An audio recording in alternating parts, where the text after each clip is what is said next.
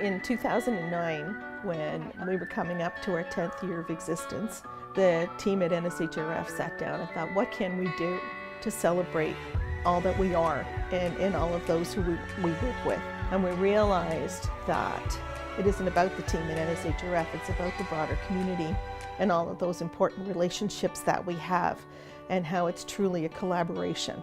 So we came up with the notion of the Decade Club, because when we got talking about the members of our community, we realized many of them had been with us from the very beginning. So the Decade Club was born. My name is Fred Burge. I'm Diane Holmberg. I'm Christine Chambers. I'm a family doctor first and foremost, and I'm a professor in the Department of Family Medicine at Dalhousie University and in the Department of Community Health and Epidemiology there as well. The research that I'm most passionate about and most interested in has to do with improving family practice and as it relates to the provision of primary care inside primary health care for Nova Scotians, and to take that research and apply it locally and also hopefully build the evidence base nationally and internationally for strengthening primary health care.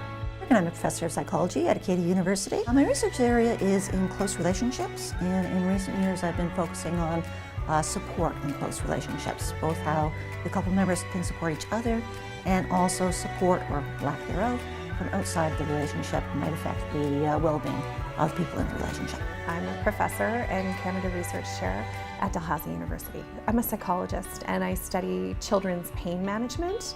So most of my research over the last 20 years has focused on improving ways to assess and manage pain in children. So how did I feel in being inducted into the Decade Club? It made me feel proud that we as a group accomplished or are accomplishing things that are contributing to strengthening primary health care and the role of primary care and family medicine inside that work and trying to improve the health of Scotia. So it really made me proud of the work that we've been trying to do. I was very honored to be inducted into the Decade Club.